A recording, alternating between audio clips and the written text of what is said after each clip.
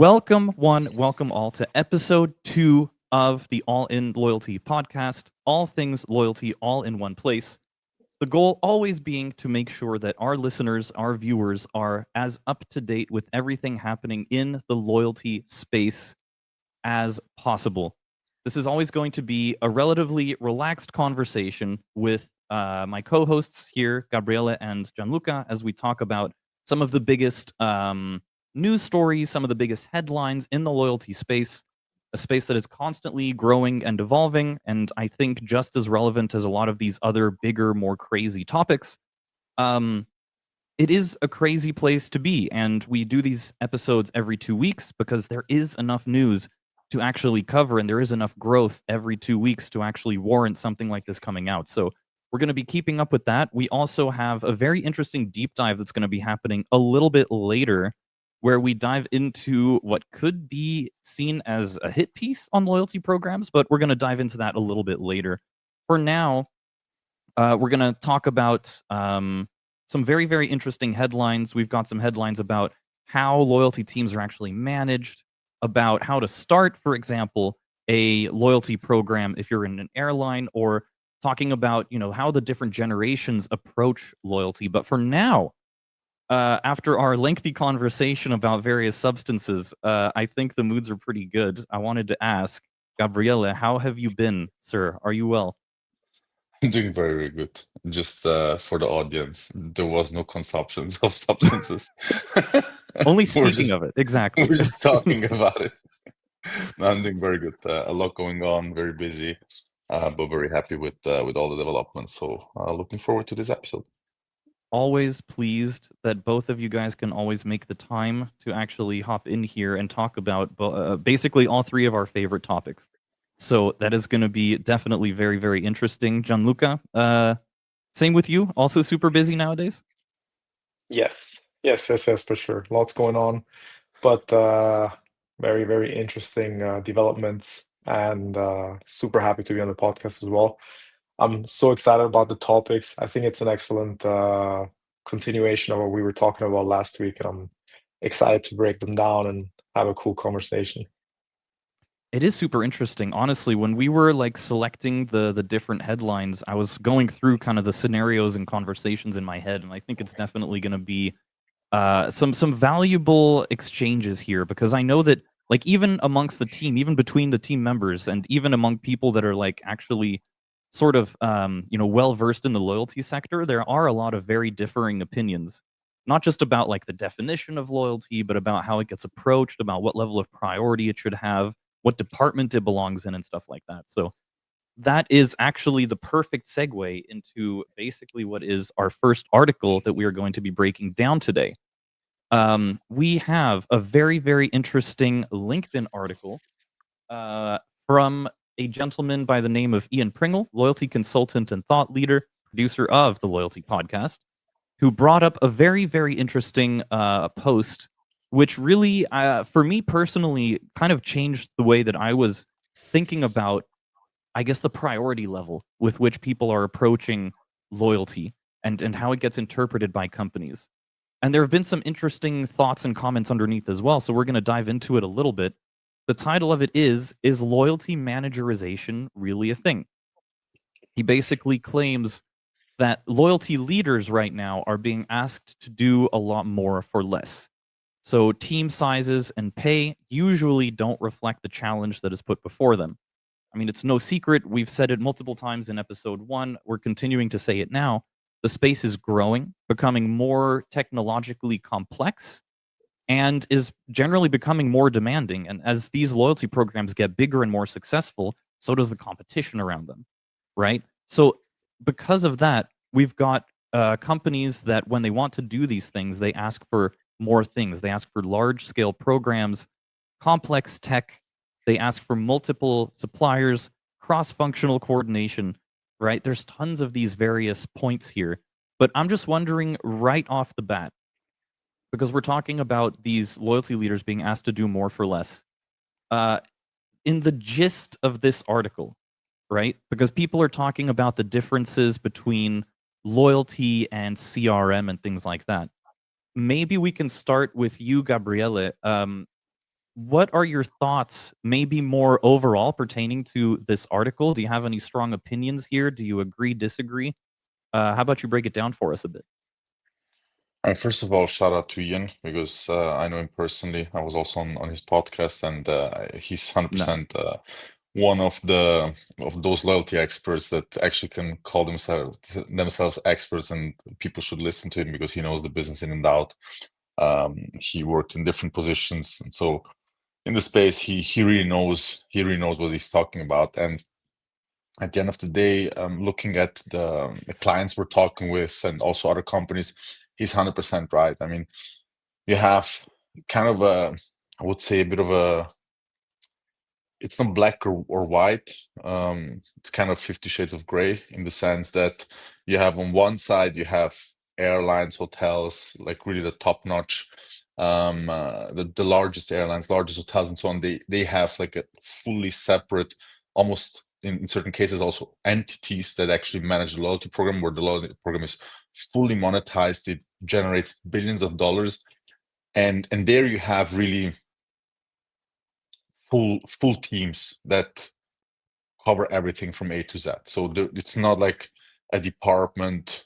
Let's say it's not that loyalty gets shoved into a certain department, but it's really like their own profit center. They report also mostly Hmm. to CEO or board and so on. So it has a strategic, and of course, airlines. I think it was we talked also last time about it. At the end of the day, the cash flow and say the free cash flow, so the profit comes actually from the loyalty program. So of course, it has a super high priority because without loyalty programs, most airlines would not even exist. So from that perspective, you have that's kind of the best case scenario. So you have a clear team actually working on these loyalty programs. On the other side, you have other companies that set up a loyalty program. A marketing manager has to take it over, or as he writes, a CRM manager has to take it over, and it's like one of their tasks on a list of endless tasks, right? And then you have in the middle kind of the companies that have maybe one, two, three people that are responsible for the loyalty program, but it doesn't really have that strategic importance as with large airlines or large hotel programs or also banks and so on.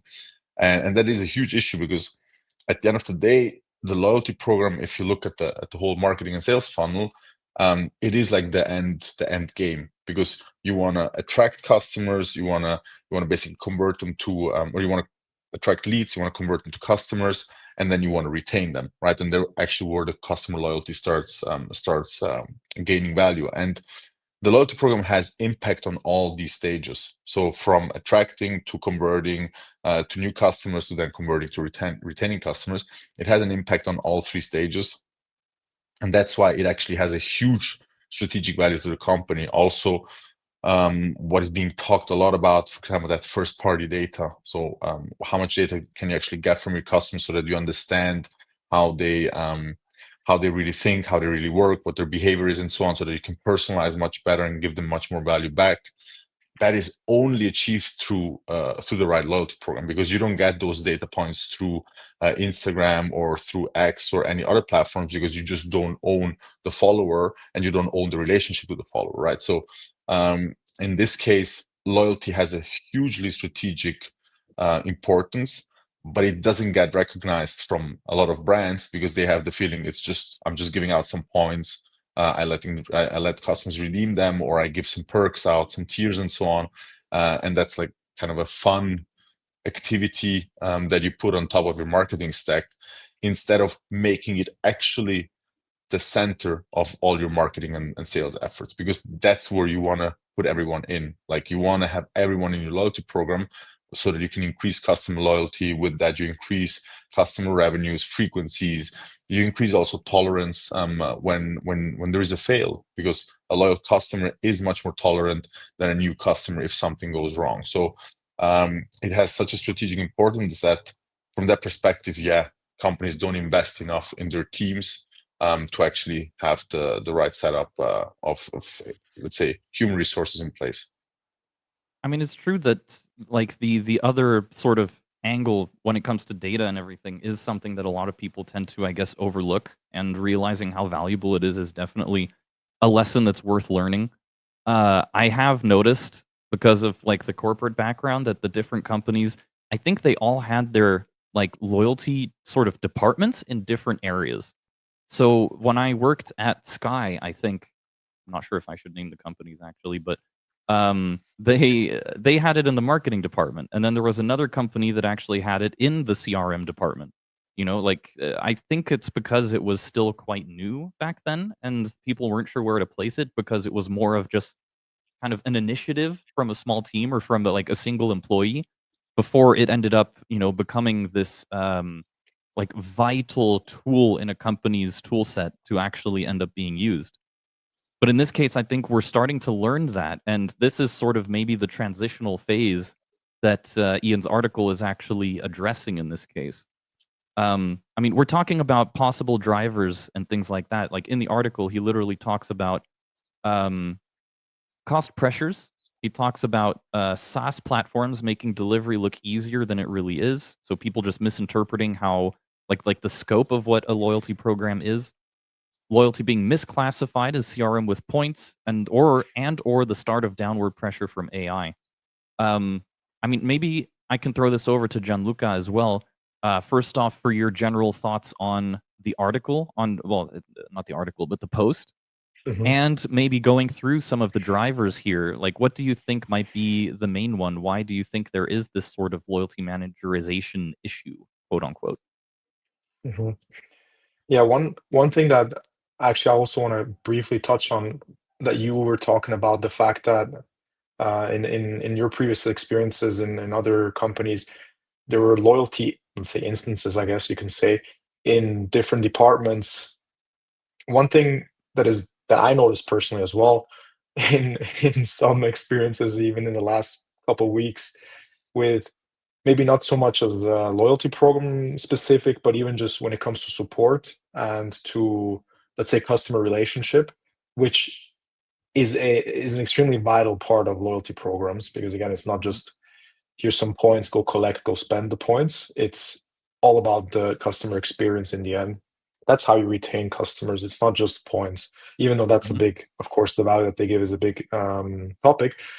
But I noticed that the way you mentioned that there's different instances of loyalty, I experienced in online and physical POS, where they were not in sync. You know, you go to the Mm. physical POS, and for some reason they have a completely different system. And you are online and you see a completely different loyalty program. Maybe not completely different, but it's there was no sync. Like you go to the physical store and they say, "Ah, no, no, this is an online thing, not an offline thing." And you're there and you're thinking, but it's the same company, it's the same brand. As a customer, you don't, frankly, you don't really care. Yeah. I'm buying something here, whether it's online or offline. If you offer a program, a loyalty program, I would like it to be seamless between the two. But yeah, I think that's also part of it where, as Gabriela mentioned, it's not taken as a core of the business, but it is just, hey, here's an initiative. Do when people come in, tell them that they get, I don't know, points, or they get 10% off on 10 purchases for the Mhm. physical store. And then online they say something else, or they have a, I guess also, as Ian talks about the possible drivers of this being an issue, is that SaaS platforms making delivery look easier, is that then online shops maybe use softwares where it seems like, oh, okay, I can just spin up a loyalty program in a few clicks, and I can just hang back and loyalty happens. you know, and that's of course not the case. And just to get back to the point of just the whole article that Ian's talking about, is that, yeah, of course, I completely agree to the to the direction that he's going, where it really isn't deemed as something that, as a department, or its own, I don't want to say silo, because that also is wrong, but its own core, that there's a team dedicated to pushing loyalty, because it's not something that you just spin up with a software and you're done. It's something that you need to nurture the system itself, and then obviously nurture the customers, so that they understand how it works, so that they're happy with the experience. and they get value out of it. And I think if you do all three and you have a team that's dedicated to that, you can actually push that instead of it being a second thought or an afterthought of, yeah, marketing or CRM. Afterthought, I think, is an important term. I was, because maybe it's this sort of just mentality shift that's switched from generation of business person to the next generation, right? People notice how important they are. People notice how central they're actually becoming in people's lives.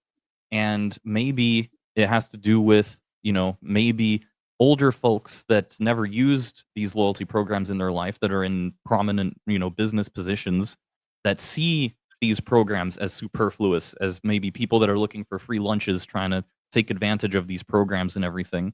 And then it's maybe the Mhm. younger businesses, the ones that are more into it, that are actually realizing the sheer importance and that like it can provide like a legit, very strong and significant competitive advantage against other companies in the business. And that kind of leads to the Mhm. question, Gabriele, mainly for you, or Gianluca, maybe you both have an answer to this. What would be a possible solution? Like, what could companies actually do to stop undervaluing these roles? Is it just about pay? Is it about like the importance of the department? Is it about communications within the company and how important they are? Would love to hear maybe some takes about actually fixing this. hmm I mean, first of all, I don't think that it's a age topic, to be honest, because people that, I mean, first loyalty programs were launched 30 years ago, 40 years ago. So actually, some of the more experienced guys, they actually really know what they're talking about because they saw that this whole market at the end of say growing up. I think it's more a matter of education and know-how about a loyalty program. Again, most of these loyalty programs are treated kind of as Gianluca said, like one initiative of the marketing department. At the end of the day, it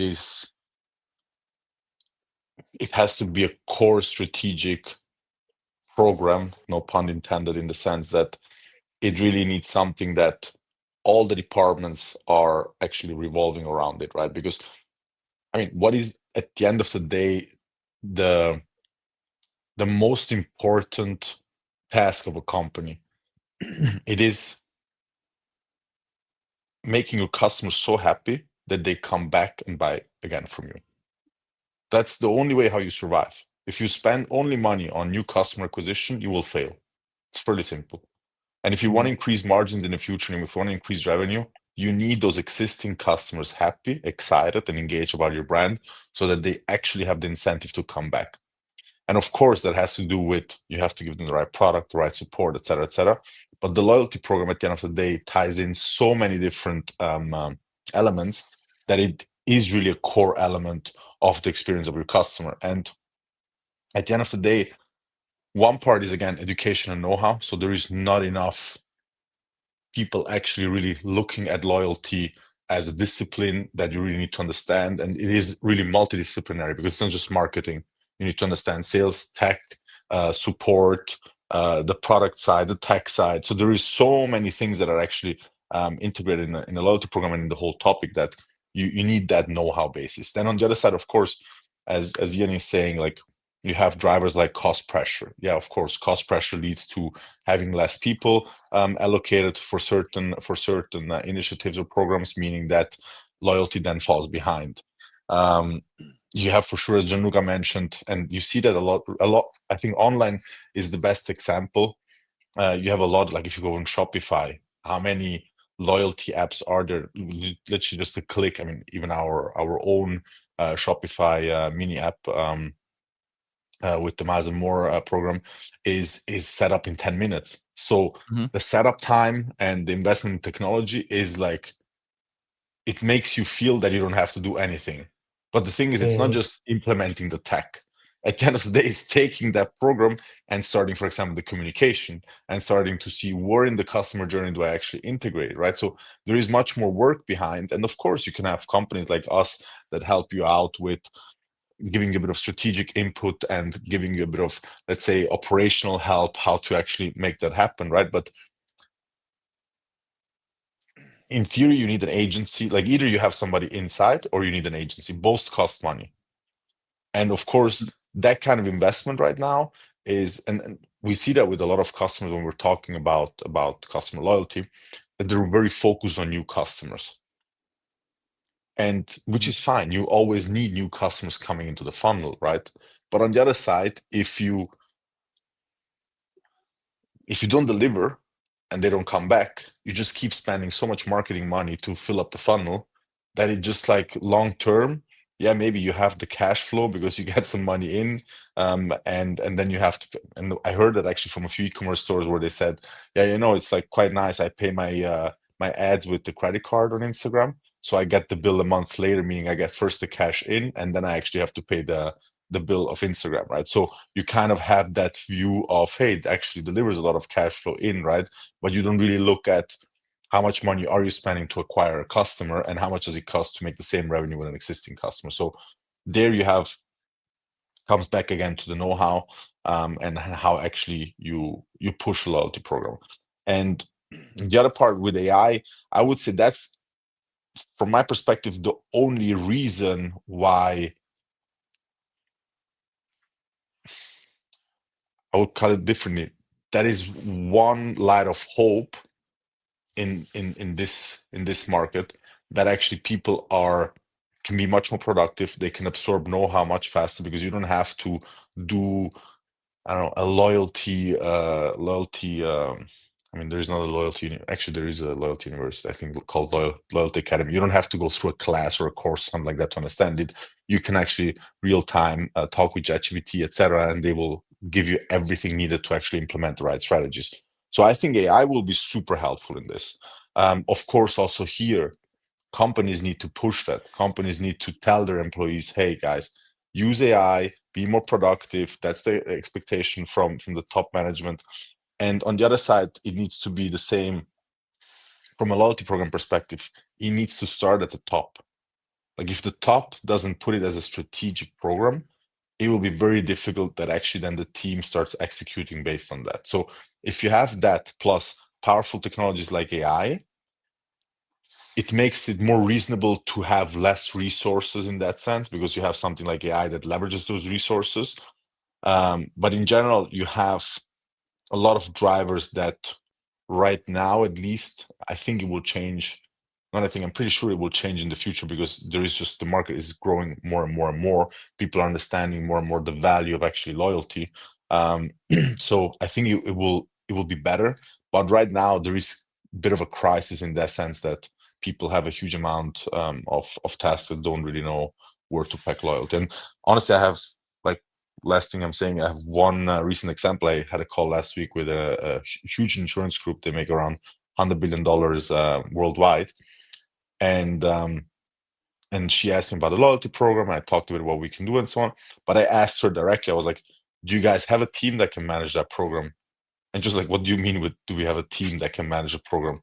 I was like, "Yeah, do you have 2, 3 people that specifically will work on that program, that will think about campaigns, that will think about all the redemption options and keeping them fresh? Do you have people that, at the end of the day, like a project manager that talks with tech, because you have to do integration, that talks with marketing, that talks with sales, because there's so many multi-department that are involved, that you need people that actually manage that program, right?" And just like, yeah, no worries, we have a marketing team.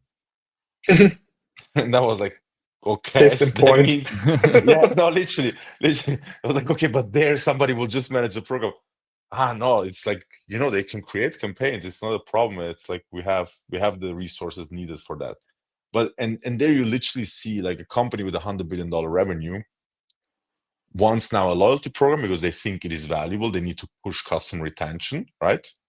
They have a few KPIs that they're working on, and they think, yeah, customer loyalty program makes sense.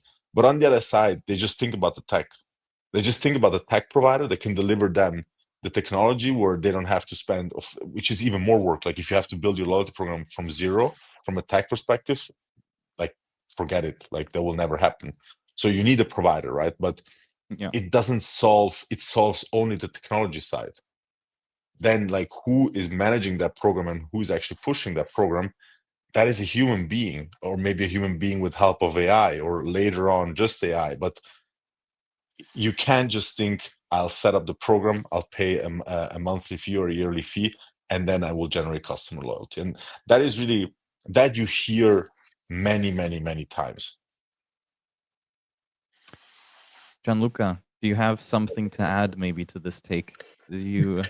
Yeah, maybe a There's quite a lot to solution. unpack there, so maybe you have some thoughts. Yeah, I was going to say maybe a solution, as I think with everything in life or work, is to see how you can test it.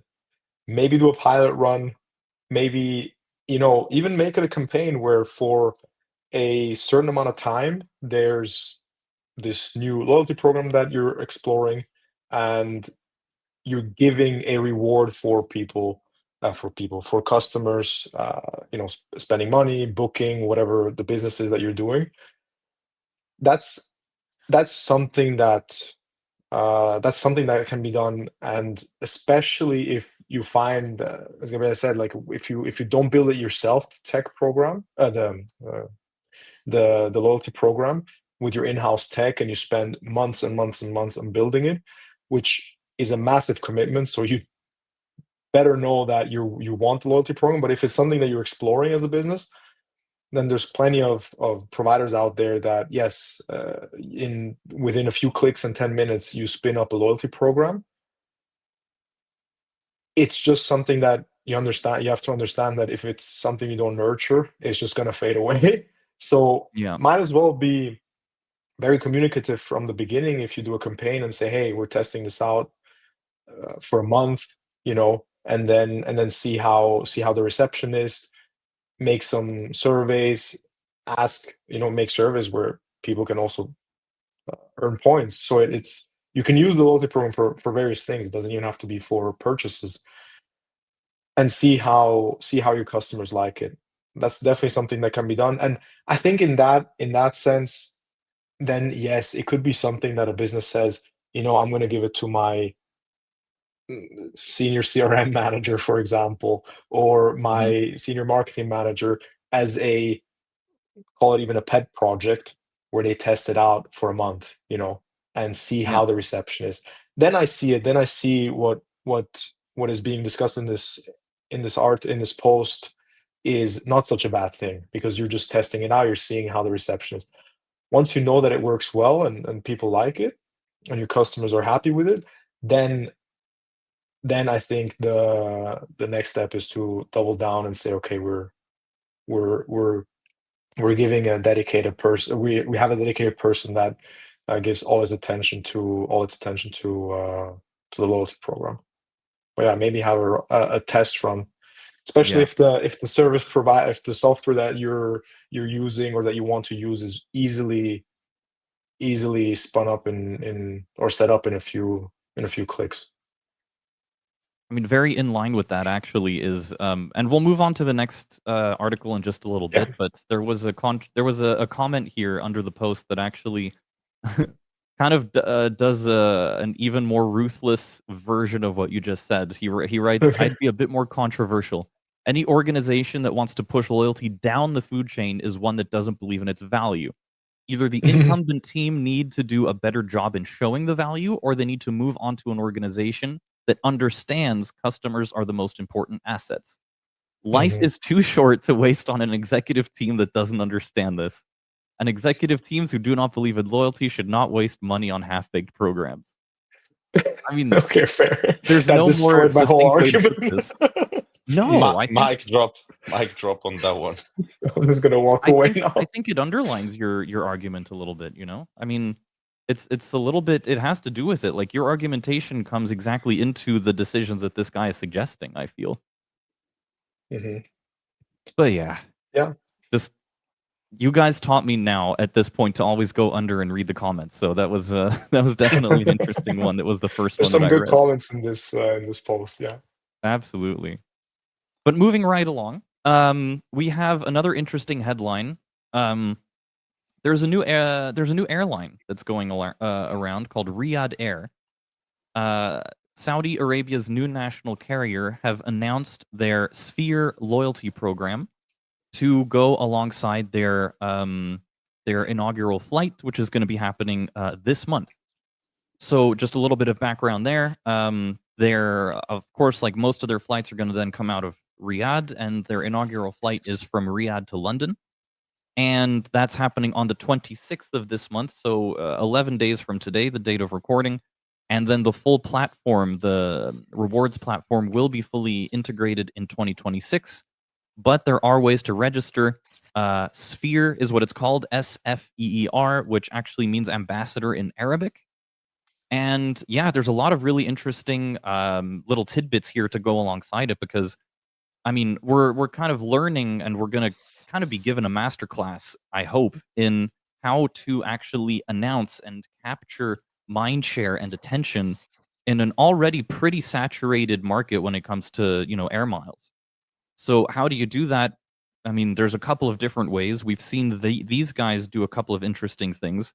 Their earliest supporters, they're going to refer to as founders, and they're going to be gaining a lot of perks like advanced booking privileges, access to brand activations, and special recognition within the community.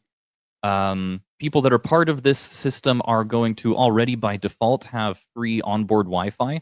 So that's also really cool, and slightly different from other Miles systems. Their points will never expire.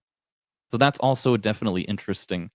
Um, this is going to be a really cool one, because I think this is might be the first time I think I ever talked to you guys about like the actual launch of a rewards program and how you want to market it, and like what a GTM strategy is for loyalty programs, and how it might differ from like a classic product or a service or something like that.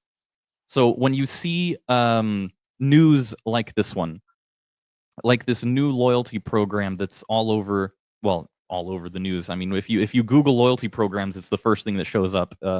It's like the first 5 articles are about this. What to you, and maybe Gianluca, we can start with you on this one. When you're bringing out a new loyalty program, based on maybe other loyalty programs we've seen in the past, how we've seen them perform and everything like that, like how important is the go-to-market strategy? How how much does it have to place a focus on content versus like the value of the actual, proposition of the loyalty program? And what has kind of worked the best based on the announcements that came out? Would love to hear a couple of maybe initial thoughts about this. Mhm. Yeah, first of all, I think it's great that they're launching the carrier airline, and immediately launching the loyalty program alongside it, and making at least the articles that we saw about both, and not just about the airline. I think that's excellent because we know what an airline is. We know Yeah. that an airplane goes from one place to another, and that's what it's for. The biggest differentiator is, in some cases, especially when pricing becomes relatively even throughout airlines, is the loyalty program. And if we look at loyalty programs across the world, it's safe to say that frequent flyer programs, airline programs, are among the most sought after, especially because people like to travel, they like to have vacations, and in those cases, if someone can get a vacation for free with points, that's of course an excellent bonus. So the frequent flyer program that they're launching is, or when they do the go to market strategy, it's extremely important to communicate it from the beginning. Make it clear, hey, look, this is what you get, and this is what you get from the beginning. And the moment you start flying with us, you're collecting miles, you're collecting points, you have these benefits. And having, specifically to them, having a founder status is gonna be pretty cool, especially down the line. If I think about the frequent flyer programs I'm part of right now, if at the very beginning, when they launched them, I could have had a status that is untouched and unchanged, and you just know that whenever you fly, it's kind of like a badge you you show and you walk in, and you're just treated differently, um, differently in a better way. Of course, I would want that. I would immediately say yes, of course. Hmm. Why not? It's kind of like a you're in a way you're betting. you're betting on it, on the airline and on the loyalty program to be extremely successful. And in this case, without even any costs, it's just about signing up and just being part of it. So I think that's excellent, especially when you see the bonuses that the perks that they give you and the points never expiring. It's a pretty big topic because at least Absolutely. one thing that is easily one of the biggest issues with loyalty programs, especially as a customer, is that you're collecting all these valuable points, and half a year down the line, half a year into the calendar year, or even after, you get a message saying, "Hey, your points have expired," or you go back into the program and you don't see your points anymore. Like, what the heck happened? That is kind of a big deal that they're saying, "Hey, they'll never expire. Like, you're safe, you're good." So yeah, Mhm. just to get back to your question, I would say very strong communication from the beginning and making it very clear what you get. And I think one thing that they do really well is they communicate from the beginning that this is just the beginning, meaning they're working on it, they're giving perks now, and they will be expanding on it. So that's also important. You you do automatically some expectation management there, and you know, okay, Absolutely. this is something I'll get now as a founder, as at the very beginning, and later on, surely it's going to be very similar to other frequent flyer programs. I'm going to get much more out of it. I think clarity of the message is incredibly important, and Hmm. that is something that they've executed on pretty nicely because of some of these articles. I mean, I've read through a couple of them just to make sure I had all the information, and they tend to all have the same thing, right? They got the same information from probably the same place, but they Hmm. talk about when the inaugural flight is, they talk about when the platform will be integrated, and then they have like the sort of bullet point list, right? You have like the founder's status that's going to be like full of different perks and benefits. You have points that are never going to expire. You have, this free Wi-Fi on board and everything. So, like, putting in a lot of reasons to just join up right off the bat, even if you might have never flown it before. This is like interesting because there are people that have never flown it before, most of them, and so it's interesting to see how they're bringing it out. So, bringing this question maybe over to your side, Gabriele. This initial announcement, do you think there's going to be, because we've talked about before the dynamics between trying to like attract users, new users, versus actually then talking about loyalty programs, which is rewarding the ones that stick around. How does the dynamic work then with the go to market strategy in this case? Because you do want to attract like an original group of, I guess, OGs, if you want to say that. But like if you want to add all of these perks and everything, is that sort of a way to, I don't know, try to attract them as much as possible and see like, the more people I attract, the more OGs will also be here? Or how do you think this looks maybe from the perspective of Riyadh Air, for example? I mean, I think that this needs to be looked at a bit from a big picture. So look at the investments that Saudi is doing in their country, how much they're expanding, how much culture they're moving ahead, economic they're moving ahead, opening up to many more, let's say, people. So I think that there is in general a huge expansion. And I was just checking out on the side, like Riyadh Air is basically the owner is the Saudi Public Investment Fund. It was established by the Crown Prince MBS Mohammed bin Salam, and massive amount of resources that is being pushed in this. So best in class and excellence is the bar. So um, it is pretty clear if you just look at how they're moving ahead from a government perspective, it is clear that Riyadh Air will be best in class from my perspective, and the loyalty program at the end of the day the same thing, and that's also why I believe, again, without knowing insights or something like that. That's why they have their own loyalty program. They want to differentiate themselves massively from the others. So with this founder status, no expiration of points, and industry first, that you can basically exchange the points between different members. So if I want to send my brother a few miles because he has to need to book a flight, that is possible. So for me, it is kind of anyways how they are moving ahead with everything they're doing. Like they're spending massive amount of money into infrastructure, into tech, and of course into transportation. And Yes, my um, camera fell. Sorry. no worries, all good, all good. So that's why I think that they don't have to worry at all about the program, because they will push every single leverage that there is, from the points influencers to mass media to local media to all kinds of marketing channels, etc. The airline plus the program itself.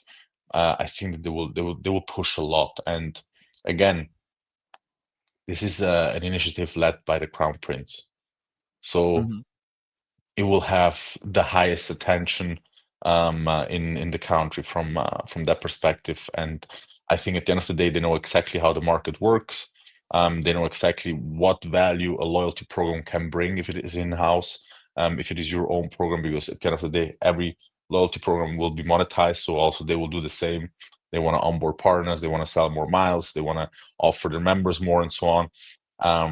So I think it goes perfectly in line with the whole movement in Saudi, and how they actually want to grow as a huge player in the Middle East, but then also at the end of the day globally, because there is their expectation and their ambition. Yeah, absolutely. I mean, it's been a kind of a topic of discussion. We're both fans of All In, and they always talk about Saudi and the way that they want to use all of their, hard-earned oil money to actually move away from oil and try and find other ways to generate income without it, right? And this is probably like another important aspect of that entire sort of initiative, I guess is the right way to put it. And there's an interesting other aspect to it as well, which is it kind of touches on a topic that we had talked about in the past, where I have a quote here from the CEO, Tony Douglas, who says, "With Sphere, we're creating much more than just a loyalty program. We're building a dynamic, digitally immersive lifestyle ecosystem. Our vision is to truly change the game, offering unparalleled benefits and fostering a unique sense of community among our members." So, goes to show, like, we broke down an article 2 weeks ago about how important personalization is, about how important, feeling special is when it comes to loyalty programs and things like that. And there still seems to be this ongoing sort of, balance that's being met out between just straight up pragmatic benefits versus the actual, like, okay, this makes me feel special. It makes me feel like a VIP. This feels so catered to me and my preferences. Right? And in this case, it really feels like, through this announcement especially, they're trying to make that personalization and take it to the next level, potentially. Because when they say something like digitally immersive lifestyle ecosystem, that's like that sounds pretty bold, right? That sounds pretty ambitious in this case. So, yeah, I mean, do either of you guys have any maybe thoughts about this? Do you think it's gonna be this highly personalized thing? I mean, knowing where it comes from, like you said, they're probably gonna be sparing no expense when it comes to the actual rollout. So, is this going to be like this sort of next level that people seem to be expecting when I look at comments and stuff? I mean, whatever the CEO means with digitally immersive lifestyle ecosystem, in the sense that you have multiple versions how that could look like. That Mhm. could go from, I mean, everybody was talking about um what was that? Metaverse. Grazie, thank you. Basically, Yeah. basically all of this. I mean, it could go in that direction. It could go in a completely different direction where you have highly personalized offers that are perfectly integrated in your life, right? But as I mentioned before, the my core belief is that they will, ev- from a tech perspective, from a execution perspective, from the amount of resources they will invest to make it one of the best programs in the world, and that they have the ambition for, like, they have the ambition, they have the resources for it, and they are able to get all the talent they want to make this a success. So from that perspective, I 100% believe that they will go in that direction. Again, how it will be executed, if it's literally immersive, where maybe I have VR glasses on, and then I will be immersed in it, or it's a metaverse, or it's something more community driven, where you basically have the community feeling when you get into a program. But I believe that from how I see their ambitions, it will be one of the best programs in the world. Yeah. I mean, I And see then of because course we'll see. That's always yeah, like, press releases are always very, very nice. pompous. Execution is always something different. So, but we will see. I kind of say they have everything it needs to make it a huge success. It's got innovation in it too, which is something that I like. I feel like that sort of community-centric thing that was mentioned, talking about having members share points, especially collecting with friends and family and stuff like that, really feels like something that people have been, asking about for a long time. It seems like some feedback had been maybe collected and said, okay, this is something that like universally everybody wants, right? If a dad says, "Oh, I'm going on vacation with my family. I paid a lot for all of them to fly. Maybe I should be able to get points for all of them."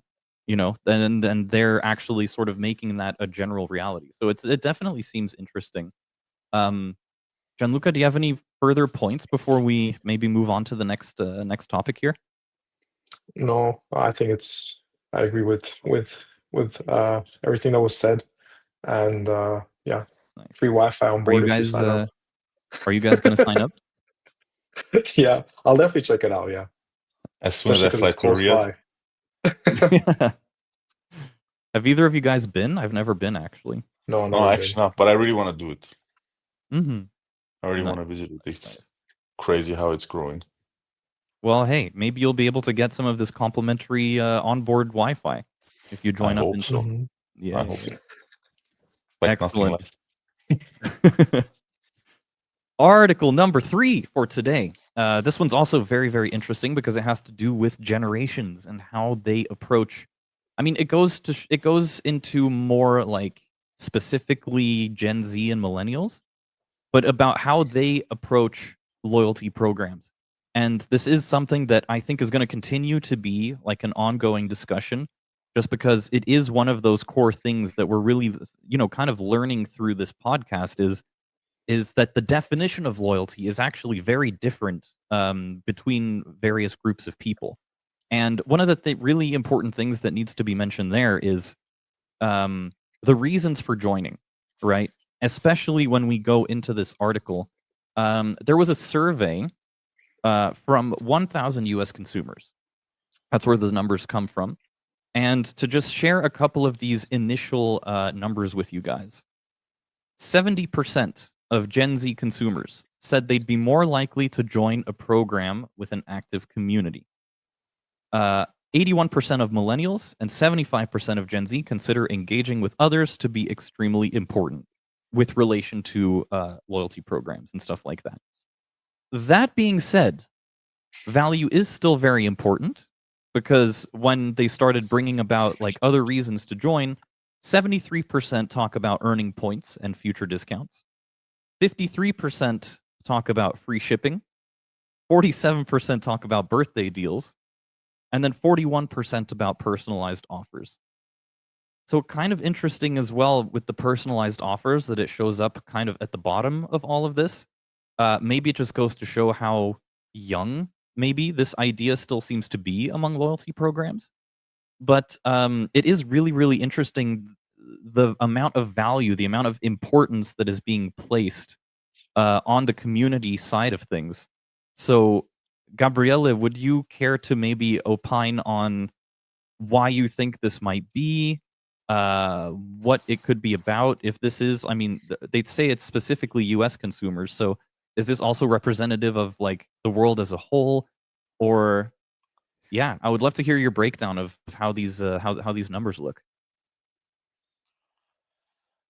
Um, I think, there are a few numbers that are fairly clear. There are other numbers that I would love to understand a bit better from the article, in the sense that 70% of consumers said they want to have, or they're more likely to join the program if there is an active community. What does an active community mean? I mean, people engaging on an Instagram post when they make one, Does it mean that they have, I don't know, a feed in the loyalty program itself where people post about their experiences with the program, and you can actually, share share advices, you can share experiences, stories, etc. Is it again, is it a metaverse with a gaming background where I can join the community and I can hop around this metaverse with other members? At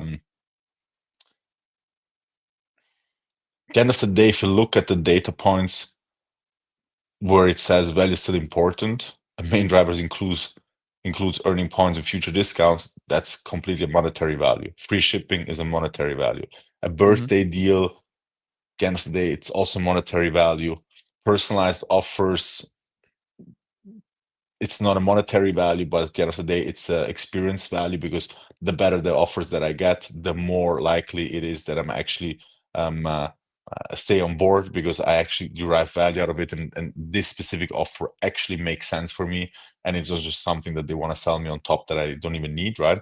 So if you look at those numbers, very objectively value oriented, right? It's about money. Hmm. So I don't think that that has a difference in the generations. It doesn't matter if you're a boomer, Gen Z, or I was actually just checking out the different how do you say Different categories. years. Yeah, Yeah. and I saw that I'm Generation Y, millennial with 86. Um, Mhm. 86, not my age, but my year when I was born. Um, Good. Um, so I think that the topic of saving money, having more economic freedom, being able to have more out of your resources that you have, that is a topic that goes throughout all the generations. Of course, with certain variations, but that will never change. You will never have a customer that says, I want to pay more for this. I want to have less discount. I want to have less value out of it. That Yeah. will never happen. Like that's just a constant that will stay in the next 1,000 years. So, and then even more, right? So it's interesting to see that in this case, the topic of the article is active community. But at the end of the day, if you ask someone of the 70% that actually said active community, what kind of active, I mean, if we think about them, we have a bit of experience in Web3. What is an active community in crypto? A Discord channel where you have some Matters. people basically arguing or yapping around, and then you have maybe 1% of people that actually bring some value to the community. So it's always super difficult to define that part, and and to understand why is that the relevant point to get on board. You know what I mean? Like, what I could understand is actually and for me, this is how my interpretation of an active community is. I can talk with my friends about it, and they actually know what I'm talking about because they also use it. So you have an additional topic in common that you're talking about, where you, for example, again, exchanging experiences, you're exchanging advices and so on. How are you using the program? What did you get out of it, and so on? And that, of course, at the end of the day, it goes a lot in. If you think about gaming, I don't know how many times when we were younger, we're talking about games that we're playing, and we're talking about what kind of tactics are using for Call of Duty or for FIFA or for whatever other games you were in, and that kind of gives that community element, which for me is the most genuine community element, because you actually talk with people about it, right?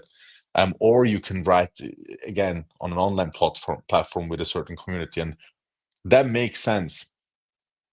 But at the end of the day, if you look at the other numbers, it's all money related. So there's kind of a gap from my perspective between people saying, okay, they want to have an active community, but on the other side, the most important thing is saving money. um yeah, Yeah. it's a bit controversial, and that's why I think I prefer to think about the constants when we think about how do you actually want to develop a product, rather than thinking about what is right now a trend. And community, for me, talking about community right now is a trend. A lot of Hmm. brands talk about it. Again, in crypto, all the meme coins live of community and so on. So it is more a wave, from my perspective, that is being talked about. And I mean, I made that example a few times in other podcasts and so on. But like, if you think about Harley Davidson, if you think about Apple, if you think about other huge brands, they didn't talk about community. They just built one. Yeah.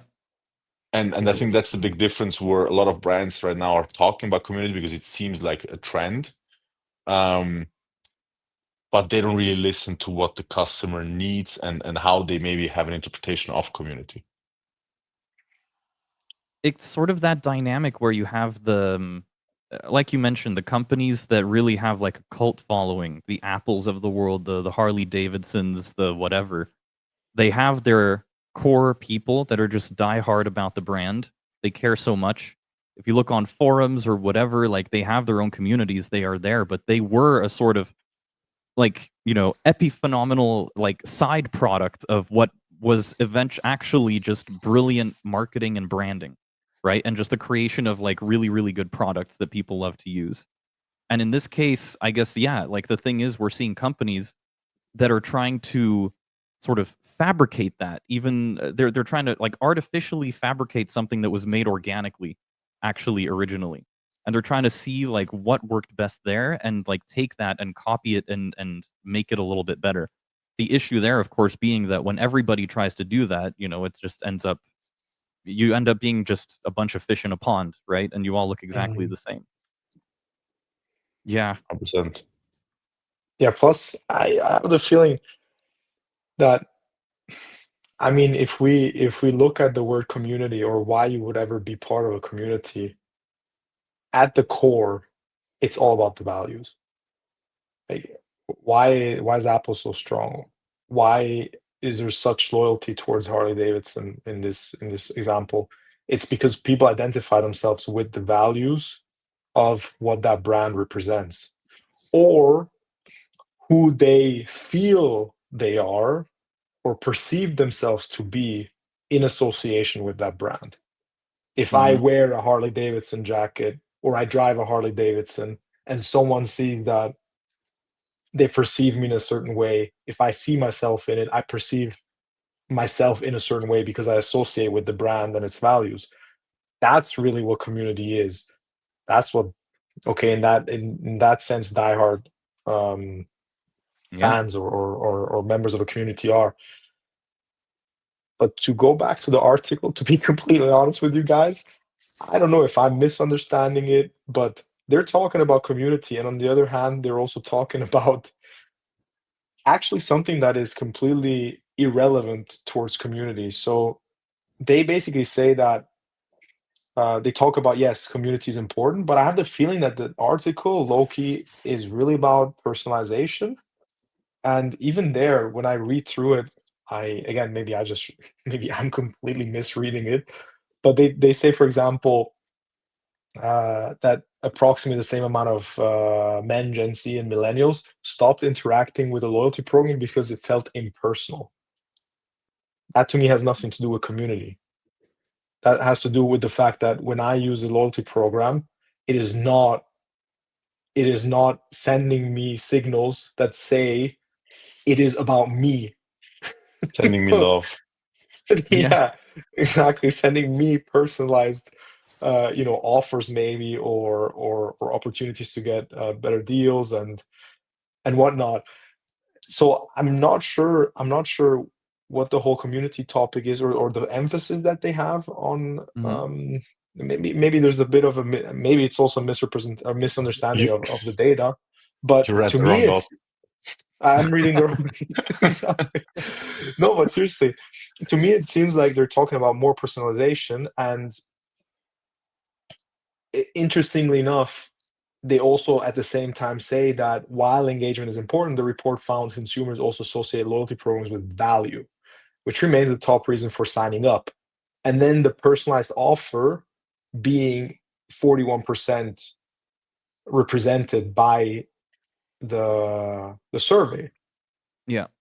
So clearly it's about the value that personalized offers give, at least in the ranking there of the fourth one being still within 40%. It's still a good representation.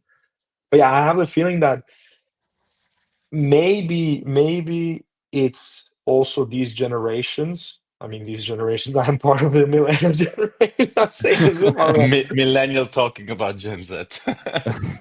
no, but also millennial. Yeah, no, I have the feeling that we were just basically we grew up in social media programs, in all these channels, in everyone sharing everything about their life, and there being this. immense flow of information about who's doing what and so on. And maybe that is what it really is. It's having that Yeah. feeling of, okay, if I get into this loyalty program, there's action, there's something going on. It's not stale, it's not slow, you know? But at the end of the day, that's probably just a feeling that I want to have when I get in. And then once I'm in, I just want the best value for myself. And I want it personalized and I want essentially the best experience. With that topic, I have a follow-up for you guys. Mm, mhm. Personalization.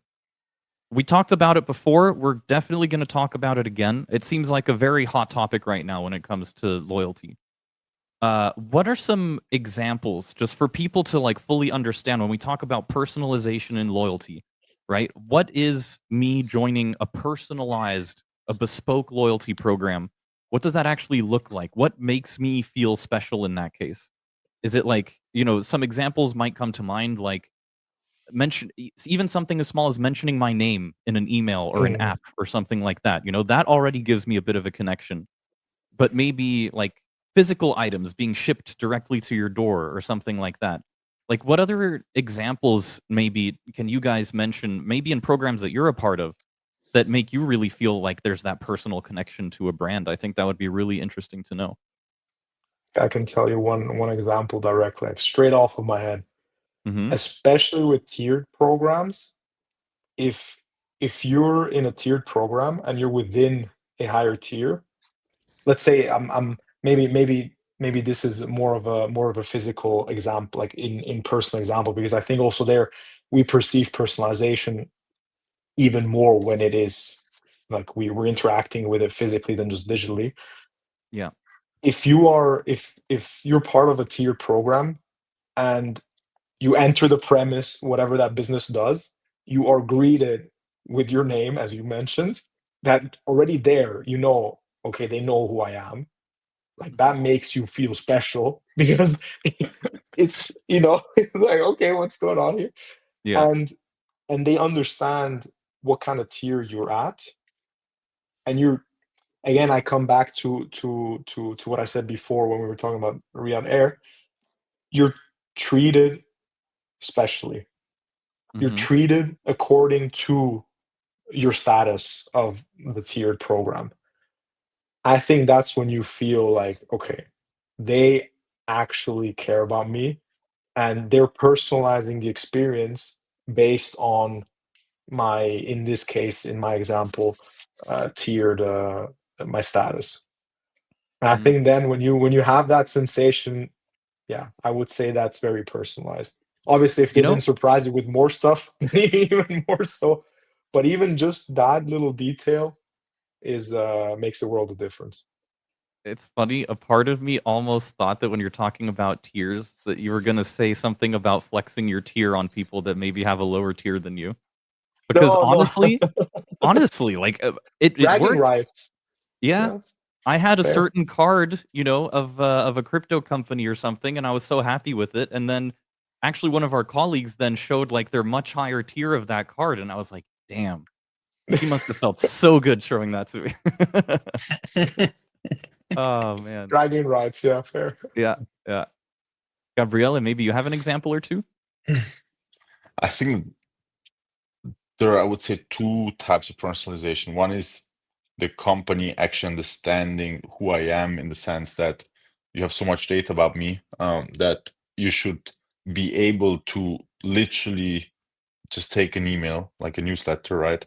That I actually see an offer in there that makes sense for me. So if you see me, just as an example, flying twice a week to London, don't send me an offer for flying to Paris because you know that twice a week I'm flying to London. So if you Mm. want to deliver value to me, you actually deliver value on what I'm already doing. And you're sending me a Mhm, personalized offer because you see, hey, if you, I don't know, book now the flight for in 3 months, you get 50% off as an example, right? So that actually, let's say, increases the value that I'm getting out of the program.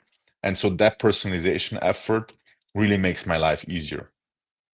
On the other side, you have the, say, hyper personalization, where it's about the name, where it's about the goodie that you find in the room, all of that stuff. So, and I mean, that with the name, you have it in the airline as an example. Like as soon as you fly, you have a certain status and so on. They greet you with your name. Um, it gives you an additional touch of VIP experience, right? Mm. Um, and again, that could be the little card when you check into a hotel and you go to your room. There's a little card waiting with maybe some candies or like some dessert or some fruits, whatever. At the end of the day, it is where they greet you. So those things for sure make it's kind of the cherry on top of the sundae, right? It's not the sundae itself, but it's a cherry on Yeah. top, and they deliver a really good feeling at the end of the day, right? Um, Word personalization actually not can, there's a fun example of personalization. I even think that we had that at university, that example where um, Walmart basically sent offers to a 16-year-old girl about products when you're pregnant and when you have a kid. And then the father basically complained with Walmart and said Yeah. like WTF, what are you guys doing? Why are you sending my daughter like pregnancy dresses and all of that kind of things, like baby clothes and so on? She's 16. What are you guys thinking? And basically the Walmart team or system understood from a certain behavior of, let's say, certain products that she bought. They understood that the probability of she being pregnant is very high. I don't know what exactly she was buying. At the end, she was really pregnant. So Oh, Walmart was wow. right. Oh, So they had so much data about that person and about their shopping behavior that they started understanding, hey, the probability that this woman is pregnant is very high. So we're starting sending personalized offers about pregnancy dresses, baby clothes, everything that is at the end of the day you need to say When give birth to a personalization baby. works too well. Yeah, literally, yeah. And so that is completely data-driven personalization, right? Like really analyzing big data and sending the right offers in the right time. And I think that's something a lot of brands want to do right. Most of the brands don't have any clue how to do it because you need to understand like, first of all, you need to understand how do I source data? Then you need to understand how do I actually store data and manage big data? And on the other side, how do I actually make sense out of that data, right? So how do I extract the value out of it and then send it then to the customer at the right time so that it delivers value, right? So you have that side, and then you have hyper personalization, which is more, I would say, human driven. This is when you walk into a store and they again greet you with your name. You have somebody that is all the time next to you to help you out, or they do special things like opening up a cashier track because you're a VIP customer and there is a lot of people waiting. So those are all those kind of things that I think are more emotional in the sense that they really bind or create customer loyalty and retention because it's like it drives a lot of emotional value, right? And on the other side, you have this big data personalization, which drives, from my perspective at least, much more on the I wouldn't say experience, but like what do I need in which moment that actually delivers value to me from a monetary perspective, from an offer perspective, etc. It's less emotional, more transactional, but again, delivers value on from both sides, just different perspectives. So I think that I would see personalization from that side. And to be fully honest, I don't think that a lot of consumers think about that. mm. So I think it's more a topic that is being talked about in the marketing world. But like, how many people spend so much money with a brand where they actually expect like a VIP treatment, right? So if you spend that much money, then you expect it, and then it's kind of they also deliver it in different cases.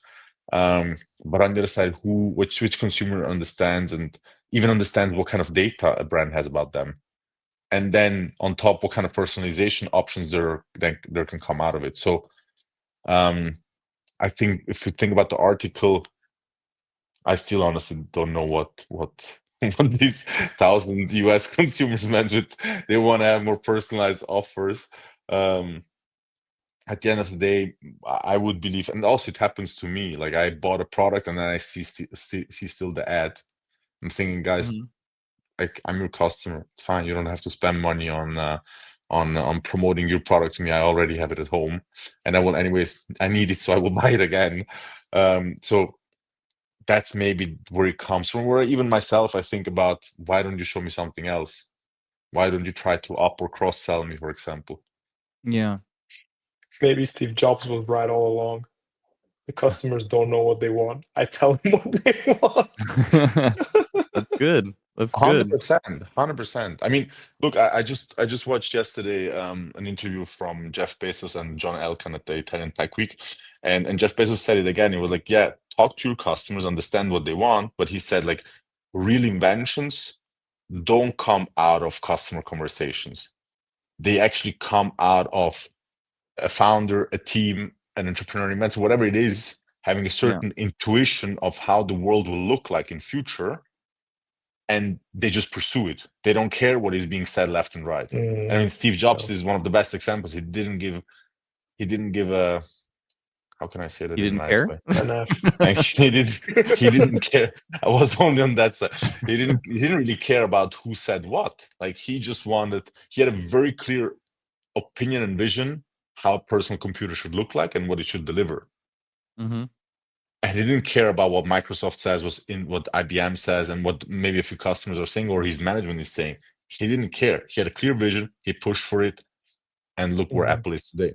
And there are many more examples in this direction. So, um, In all places too. Like, I know that in the film branch, for example, it's actually a very well-known term that if you're working on, like, a show or a series or something like that, there's a quote that you'll sometimes find in writers' rooms, which is, "Trust yourself to know better than your audience." You know? It's like, it can be really hard sometimes because sometimes community pushback on something can be really big and Mm. deafening sometimes even where you think, "Okay, it's starting to sound like the only good decision is to succumb and do exactly what they want." I guess the real part that separates, then I guess the pros from the amateurs, however you wanna put it, is the people that say, "No, you're all wrong. I'm gonna do this," you know? Like, to just have the courage to Courage. actually be able to state something like that and then say it to your team as well. As shocking as it may come off to your team, just have the willingness to actually say that and say, "We're gonna that's make this unpopular decision, and it's gonna work out in the end." 100%. And Mm. that's also the philosophy of this podcast. We'll just There say we go. what we think is right. We don't care what the audience likes or not. Just FYI to Perfect. the audience. Great On that mantra. very positive note, Yes. we are going to move straight into the deep dive. But for now, these have been some of the most interesting headlines that have come out from the last 2 weeks. Don't forget that if you know about some really interesting news or tidbits from the loyalty sector, make sure to let us know in the comments of whatever platform you're watching on. If it's on YouTube, if it's on Spotify, we have comments on both.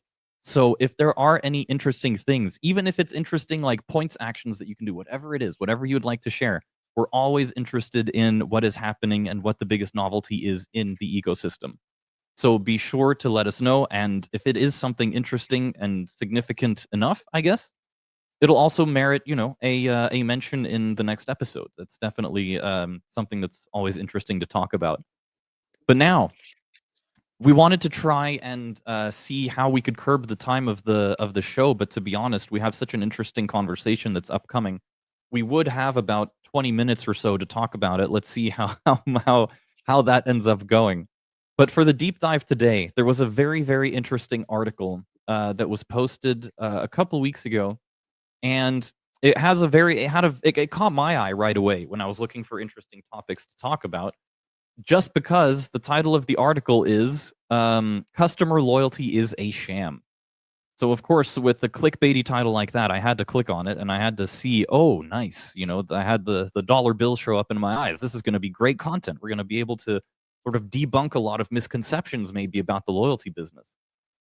We're going to be breaking that down in just a moment, just to give a bit of context about what this article is actually about. There's a couple of sections. It's actually quite a lengthy article, but they do talk about a couple of like trends that they have been noticing, as well as a sort of misconception about even definition and like these sort of price actions that company takes to keep people around, and wondering whether or not that is even loyalty or not. So we're going to dive into a couple of these points, but to just get into some of the semantics, one of the really interesting points up above is, and they actually go directly into airlines, which is kind of interesting. But oh wait, I got the wrong one here. Where is it? Here. To quote the article, this may be one of the most first world problems there is, but problems are problems. So here it is. Airline loyalty is nowhere near as good as it used to be. Points are easier to earn than ever, but their value is reduced, and the rules around them are constantly changing.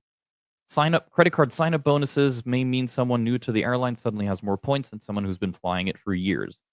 Those fancy credit cards can come with a hefty fee, which is sometimes waived for the first year, and your mileage may vary on whether the points and lounge access are worth shelling out $700 for per year.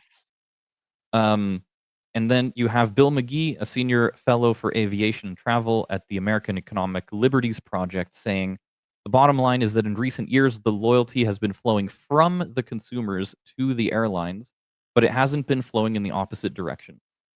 How much veracity is there in this statement?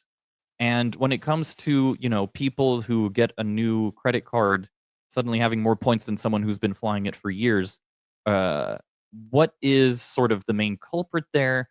What is the main misconception there? Could it be that maybe it was like a legacy loyalty program that didn't maybe adapt fast enough, or maybe like this evolution where maybe just a team didn't take everything into consideration and now there's something that's been overlooked? Is it the novelty of the industry that's still, means that mistakes are going to be made because, it's still almost even an R&D topic for some people? Yeah, I mean, we have a lot to do, of course, with airline loyalty programs and everything. So there's no one better to ask in this case than you, Gabriele. How much merit is there in the claim that's been made here? And yeah, I mean, what are generally your thoughts on It is wrong, completely wrong. it? Moving on. Okay, sounds good. Moving on. No, I mean, I think it's difficult to generalize. So that's the first part where he's wrong. It's a very general statement, and it doesn't go actually into the details because, I mean, at the end of the day, let's take airlines. You have people that use the airline more, and you have the people that use the airline less. Why should both get the same benefit? Like, there is no reason out of it, right? So if you look at people that actually use for business, for private, it doesn't really matter. They, at the end of the day, they just spend more money with that airline, they fly more, so they also benefit more. It's a completely normal logic, and that's also why a loyalty program actually has been created, right? To reward the most loyal customers and the ones that actually stick to a certain airline or certain product. So now you have a big long tail of customers that, of course, in certain cases, they can't afford to fly it more. That's one part, right? But you also have customers that have their loyalty program, have their loyalty program, their loyalty program, like 4 or 5 different airlines, and they're not really loyal to one airline. They just look for the cheapest flight. Then they see the little ad when you book the flight. Hey, register to our loyalty program to get free Wi-Fi, for example. They think to themselves, oh, cool, free Wi-Fi. Why not? I register, right? Yeah. So why should that person get the same back from an airline as the other person that actually spends a lot of money and spends a lot of time with that specific airline, and in certain cases even spends more on a ticket because they're actually loyal to that airline instead of another airline which would be cheaper for the same flight? And so I think it's that generalization that loyalty goes from consumers to airlines, but not from airlines to consumers. It's at the end of the day because it's a super general sentence. It has nothing to do with the reality. So let's start with that. Second,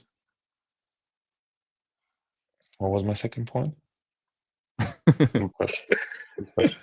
I forgot it because you put down the article, so you have to put it up again. Uh-huh. I mean, I can. That's what happens when it's live. We don't Mhm. cut stuff here. You get the full experience. So Exactly. Exactly. Um, Now, actually, I want to say the same topic with the credit card with the credit cards. I mean, we talked last time in length about the American Express Platinum, right? Many friends that I have that have that card, they don't have a clue what they get out of it. So now I think to myself, okay, you never actually engaged and never tried to find out what you get out of that card.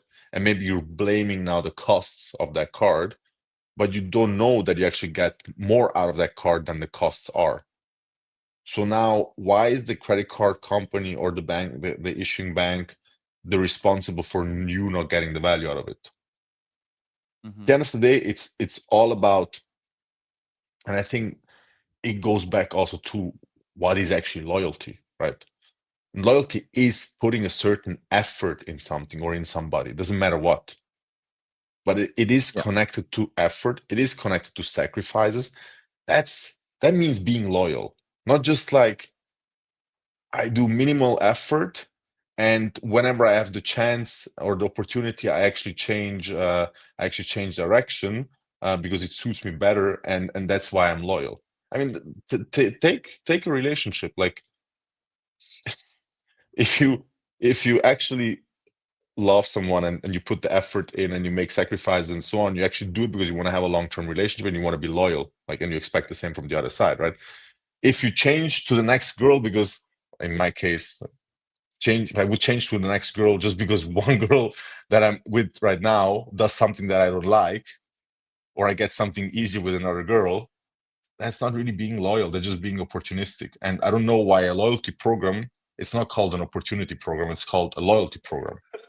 And so you don't reward opportunistic Oh, behavior, you reward loyal behavior. maybe you've invented a new term. I was gonna say. Damn. The opportunity program. An opportunity program. Yeah. We I mean, can that's do what it they for all are the at the end guys of the that day. are, for all the people that are not loyal, we can put them in an opportunity program. Nice. That's a good one actually. Not bad. And you've given me the perfect segue, so I'm gonna take it.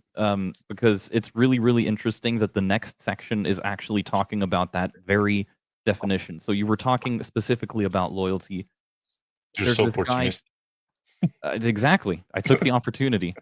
And this guy, Peter Fader from Wharton, a marketing professor, mentions how loyalty is your inclination to stay with something despite good reasons and good capabilities to switch to something else. It's not just the fact that you repeatedly do a thing, it's the fact that you aren't locked into doing it. It's having the choice as opposed to anything else, right? So that basically just hits the nail on the head with what you were talking about if you're talking about loyalty versus opportunity. Ah, maybe that should be like the next blog post or something. Loyalty versus opportunity. I think people would eat that up completely. I mean, Mhm. also the topic of being locked in, I don't think that that describes it really. He says that it's the fact that you No, no, no. aren't It's locked in doing it. yeah, Yeah, exactly. yeah, Exactly. correct. Yeah, correct. 100%. Yeah. Yeah, he's a And it good bring guy. I like Peter.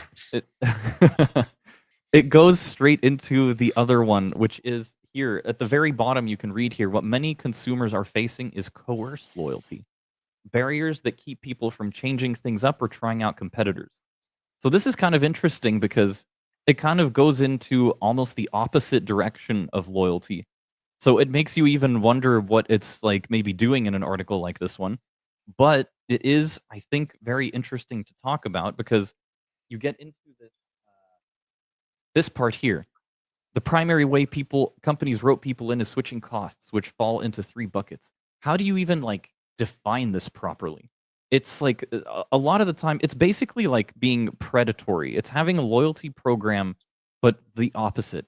So they're talking about having exactly like cancellation fees or the expiration dates on miles, but in this case also, having a lot of time-consuming steps to switch from one service to another, and in general, like, it's the convenience, it's taking advantage of people's laziness at the end of the day. So, like, we talk about loyalty, the loyalty penalty is basically what they have to say here. So, you've got these. I think my best example is like internet plans, right? Usually with an internet plan, the way they'll advertise it to you is, okay, the first 12 months you only have to pay, I don't know, 10 euros a month or something. for like crazy fast speeds, unlimited data, whatever it is. And then after the 12th month, you suddenly have to pay like 50 or something per month, right? There's like the instant increase. And by the way, the minimum, lifetime for the contract is 24 months. It's interesting because it feels like, you would want your average person to say, okay, if it's that much money, how about I just add them all up and do the average so that I see how much I'm really paying? But it must be working because a lot of people see that original number, they see only the first year, and they're like, oh man, that's so interesting. And then they go for that because it seems like it takes away stress for the first year. So is that an ongoing conversation? I don't know who to hit with this question first, Gabriella or Gianluca. If this is like, Just let me react quickly on it because I have a very please strong go. opinion on this. Mm-hmm. I mean, two things. First of all, if you can sign a contract with an internet provider, you can read, or you should be able to read. So you should have read also the offer. And if you've read the offer, you shouldn't be surprised that after like at year 2, they charge you more. I mean, it's like it's there. Mm-hmm. And honestly, with all the regulations that we have around consumer protection and all of that stuff, there is so much money being spent from regulators and so on, and so much effort being put into this that consumers are protected, meaning that everything is written out. Like there is no, I mean, of course, there are terms and conditions and all of that stuff, but the most important parts, and of course, this is how much you're paying, what value are you getting, that is in front of your eyes. Mm-hmm. It comes back to the laziness that a lot of people just sign stuff and they don't read. And then they're angry and pissed to the provider because they feel betrayed. But it's just a matter of read the stuff from the beginning. And that's But I why, think like, I that's the point of the coerced loyalty that they're talking about, is actually preying on this laziness.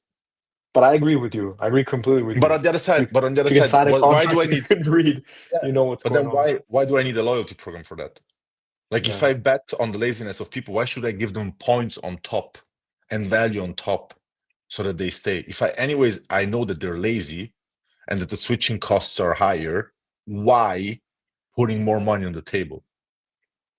That's why, honestly, that's why also when people talk about Apple loyalists, I don't believe in Apple loyalists. I believe in it being too difficult to switch phone and go away from Apple after years of using Apple or iPhones. And I think that's also one reason why Apple and iPhones cost what they cost, because they know that it's difficult to switch from an You can iPhone stay to with something else. the phone that you have. Yeah, exactly, exactly, Like you don't exactly. have to get But always the newest iPhone. yeah, Yeah, yeah, but having that's the like newest, that's like a status yeah, yeah, symbol, and you want to show off everyone. Look, I have exactly, the yeah, new iPhone Air and so on. But that's again your problem. It's not the problem of the brand. yeah. The brand makes their product and their marketing so sexy that you sometimes can't resist. But like that's the Mhm, point of making a product amazing, and that's the point of making your marketing efforts amazing. Of Mm-hmm. course, they know behavior of customers and they play into these behaviors. But like saying that switching costs are too high and that's why you're banking on that for your customers, first of all, I don't understand why you need a loyalty program for that. Literally not, because if switching costs are anyways too high, again, you don't need to give them more money. You can actually put that on your P&L and just show your shareholders more money. And on the other side, I mean, again, I have to come back to the relationship topic. It's like if I'm married to someone, I want to get divorced because I want to have another wife, but I still want to be able to have some fun with my ex-wife. Like, where is the point in that? Like, either you switch or you don't switch, and that's maybe the all up to you. cancellation policies too. Yeah, and that's why divorces cost a lot of money in most cases. But the thing is really that, and that's the cancellation fee actually. At the end of the day, it is really like this. I don't understand sometimes these imaginations or these expectations that where you say, oh, there is a cancellation fee or I lose my miles. Yeah, obviously, if you deactivate your account and you move to another loyalty program, what do you expect? That they cash out your miles? Thank you very much for leaving us, and they give you a Maybe gift on top. It won't happen. It's just like, it's not even business. It's loyalty. Like, why should somebody be loyal to you if you're not loyal to them? And if you're canceling or switching, that's the ultimate proof that you're not loyal. Very simple. So it's on actually then the consumer to read the fine print, to keep their head on a swivel and make sure that, if they notice stuff like this, that, they Look, kind of there is see. always behavior from brands that is not legit, okay? Mhm. Or it's driven very much on the edge, right? But the thing is that you see these examples on everything. It doesn't matter how upfront a company is and the brand is with their offers. And if it's not even in the fine prints, right? If it's like in your eyes, in your face, and people just don't care to read. Again, the same example, Amex Platinum. I said it last time. Like, you get a little box with a little booklet where you have all the details. That's not fine print. That's literally taking 5 minutes after you open that box and, I don't know, turning around 7 pages. And then you have a full overview of their benefits, and now you actually get the most out of it. So now, if you don't do that, but then you complain about the costs of the card, that's not on Amex, that's on you, because you're lazy and you don't want to spend the time on that.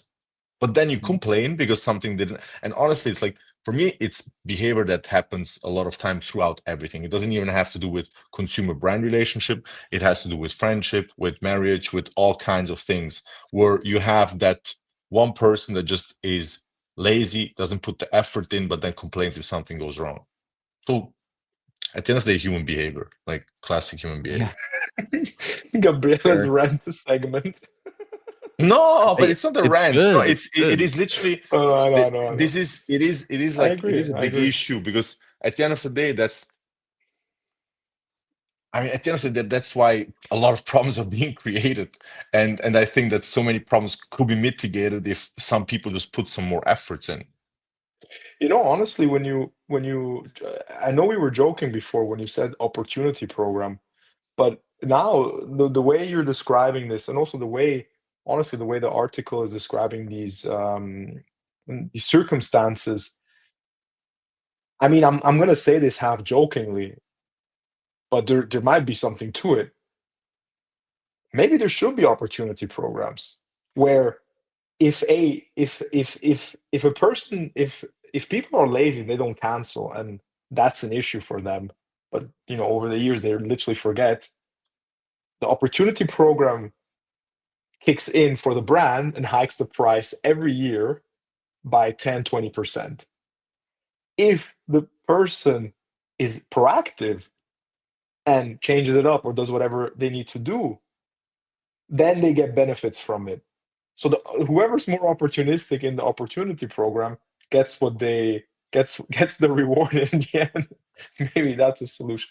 You know, I Maybe don't it's know not so much about loyalty. if regulators would allow it for brands, but yeah. True. No, It's but jokes kind of aside, it's well, it's no, go interesting ahead. as well because we've talked about, like you said, Gabriela, all businesses engage in, I don't want to generalize also, but like we talk about some of these practices that are seen from consumers as predatory or unethical or whatever it is. Whereas if you are then from the consumer perspective and actually read everything and pay attention to everything, then generally speaking, you should be quite safe. There's another interesting point about this, which is, we talk about retention in loyalty, right? It's kind of goes hand in hand as well. It tends to be quite a driver. One of the interesting sections that I also read in this was actually getting into the FTC's trying to establish a click to cancel rule that makes quitting from services easier. And I would be very curious to know if you guys are like in favor or against this. So this is like we're getting very specific here. This is quite like nitpicky here. But it is about like, you know the famous Friends episode, I want to quit the gym, right? Like they make it super duper difficult. You have to go through like these 10 different pages. Are you sure you don't want to stay? You can do this. And then you continue to get, all of these emails afterwards and everything. And there was, I guess, legislation that was attempted to be passed that would make quitting super easy, like a click away. Is this something that you think is important? Um, or is this also something that, a company is within its rights to do, and that as a consumer, it's just you acknowledge that if you really want to quit something, you're gonna go through like the necessary steps to actually do it. Whoever wants to go. You can go. I have a smoke. Yeah. I mean, I was gonna start a whole rant. Double rant. Let's go. Let's Brother no. rant. Exactly. Similar mindset in that sense. Um, on the one hand, I understand that. I mean, I've personally experienced it tons of times with um, with subscriptions where I just want to cancel the subscription, and it's literally there's a whole flow chart you have to go through just to cancel something that you should be able to cancel fairly easy. Um, so on the one hand, sure, why not? Would make my life easier in some cases. But on the other hand, it's one of those things where it's, I think, within reason of not making it a one click, that there's like an extra question. Like, it could also be that you misclicked, I want to cancel, accidentally hit the big red button and you didn't want to. And then you have to go through the whole sign up process or whatever it may be. Then sure, why not have a second question that says, are you sure you want to cancel? Is this what you want to do? Mhm. Sure, I don't mind that. But of course, having some sort of policy that says you can't do more than like 50 clicks to cancel, that why not? Yeah. 50 is a bit But much, again, maybe. Yeah. yeah, no, no, of course, being extreme. I think it's a bit, uh, yeah. On the There's one a hand, place it's like for yes, if you want to quit, you're gonna quit. You're gonna go through it, Mhm. but it's gonna be annoying and it's gonna be unnecessary. You're gonna feel like, why do I have to go through all this just to say I don't want this service anymore? I don't want this Yeah. subscription anymore. I feel like there are some processes involved in the quitting process that are completely unavoidable. So, yes, the "Are you sure?" is, like, definitely has Yeah. to be there, absolutely. The data collection side, why are you leaving, I think is very important as well, just for the company to be able to collect that sort of data. And then maybe even the sort of, like, retention promotion thing, it's like, "Oh, are you sure you want to leave? We'll give you this percent off," or something like that. Mm, Anything maybe that goes beyond that or something, then yeah, starts to, but like, push a boundary, but it feels like that's kind of like maybe a bare minimum kinda scenario. you mentioned three things now that just The 3 added, clicks, as true. as a as a UX designer, just added 3 clicks to something you wanted to do in 1 click, and I think that's Yeah. where it starts, where you were I think that's I exactly also, that, is I don't think there's it's a the, honestly, yeah. You don't what? it's, Sorry? I don't think it's the clicks. It's not about the clicks. It's about, I mean, we had ourselves like softwares that we're using in the company where there is literally no click button. Like there's no button that you can click where you just want to say, I want to cancel the subscription. So Mhm. you Mm. have to Yeah. write an email. You Yeah, have to go that's through even all worse, yeah. that process. That's of course not right. But that goes, from my perspective, in general, more in the category bad UX. Like it's very Mhm. simple. Like if somebody wants to cancel, they're not happy with your product. If you make it difficult, it's not that they're not happy. They're frustrated and they will hate you and they will never come back to you. Yeah. So if you're a Mhm. company that actually says, I want to be better in future, and the customer that canceled, I want to get him back or get her back because I provide more value right now, your mindset should be on, I want to make it easier. And of Mhm. course, I want to understand, why are you leaving? I mean, come back to relationships. If somebody leaves you, you want to understand, why are you leaving me? I want to be a better person after this experience, right? And that's the True. same with a company. I want to be a better company after you leave me. So I think it's not about how many clicks you do, because again, like the example that you mentioned, you can also do it optional and you just click skip, skip, skip, and then you get to True. the point where you actually can cancel. So I think it's more where you actually have to invest a lot of time, fill out forms, send emails, go to the counter or something like that, where you have to do a lot of work to actually cancel your subscription or whatever you're basically using.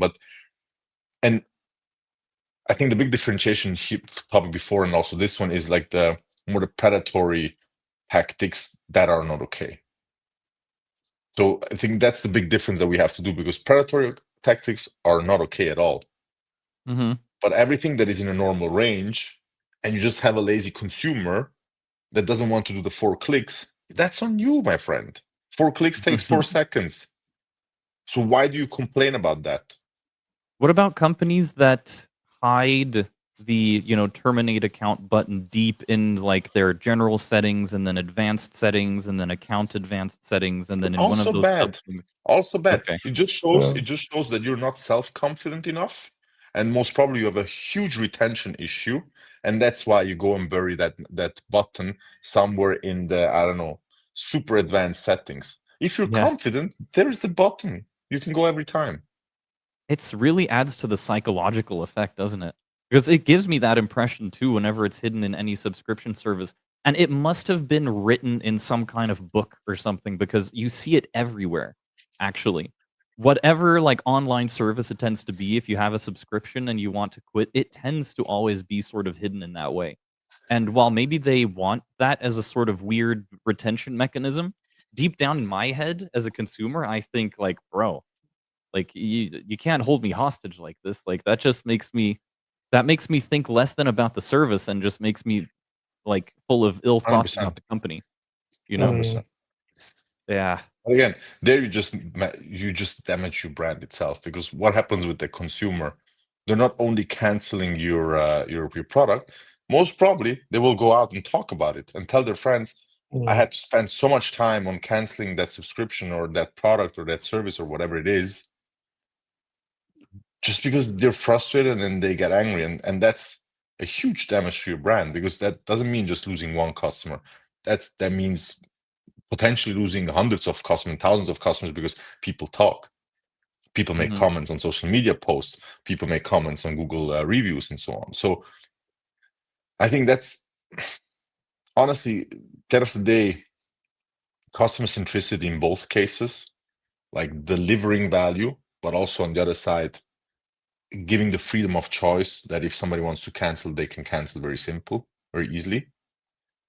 That is being very, let's say, putting customer centricity as a high priority, Mhm. and not just trying again to be opportunistic as a brand and banking on laziness. And that's why you have to do again 50 clicks to get to that point, or you have to do so much work to actually get to that point. So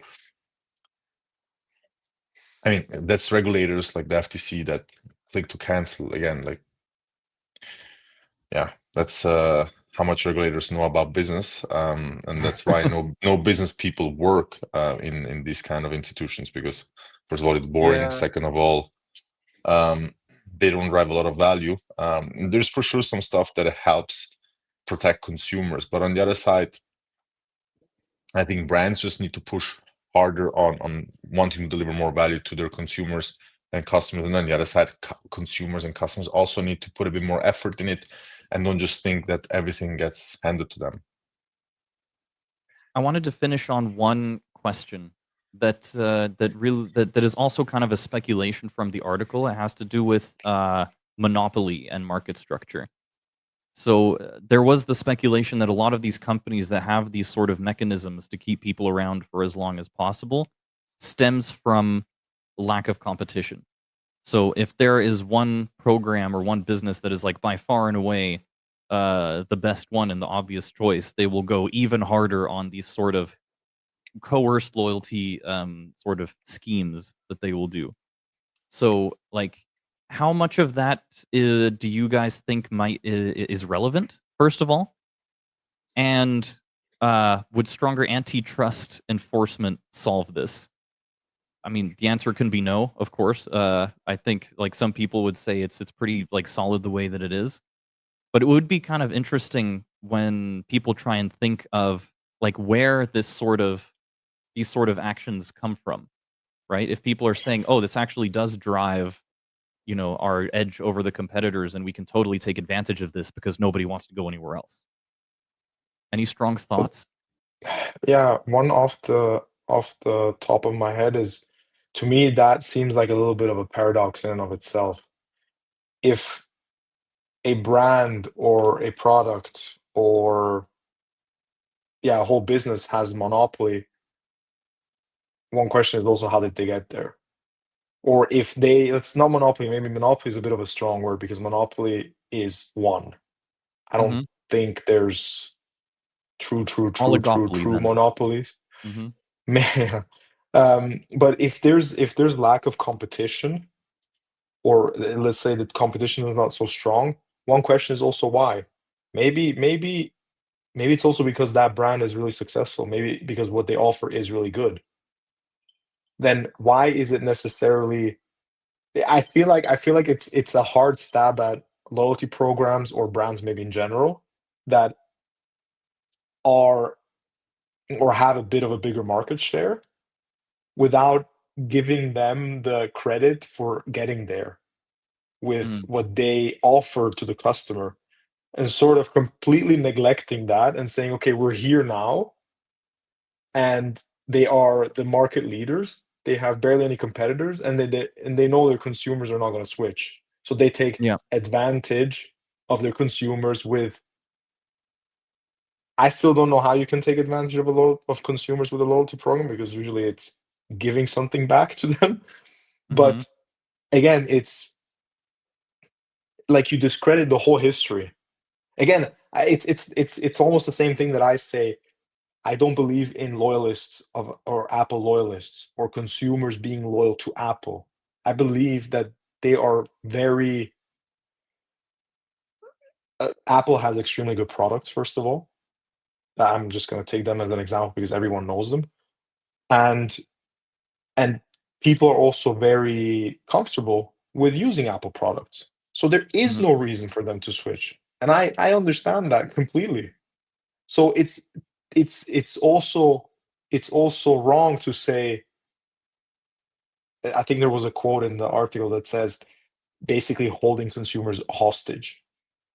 I don't think that's that. I think they just provide an excellent product with an excellent service, not specifically Apple now, but I mean these kind of brands and businesses, and the consumers are there and they're happy to be there. Yeah. Obviously, again, if we speak of businesses that use maybe loyalty systems in a certain way to hook you so that you then don't go out and therefore spend more money. Of course, we can argue about that, but then I think we just default back to what Gabriele was mentioning, where you know from the beginning what you're getting into, and everything is a choice. At least when it comes to consumerism, it's always a choice.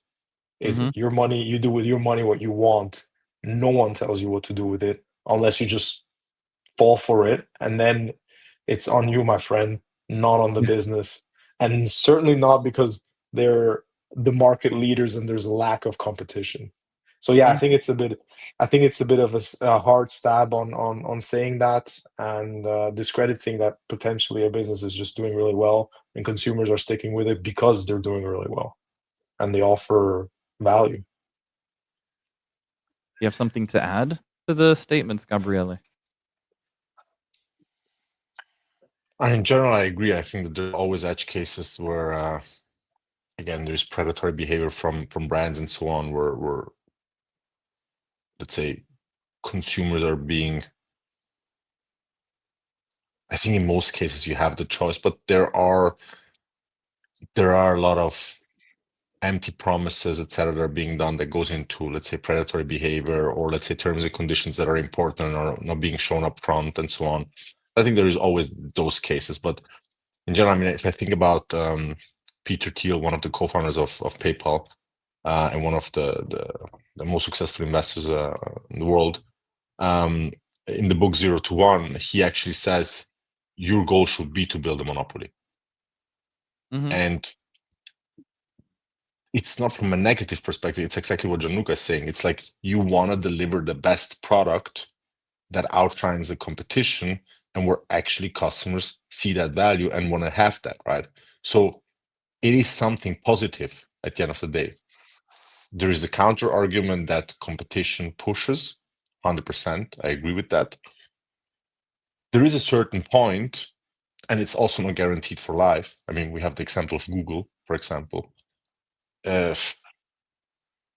dominated the search market last 20 years, last 25 years, something like that. And now OpenAI comes and suddenly traffic switches away. But why? Because the product is better.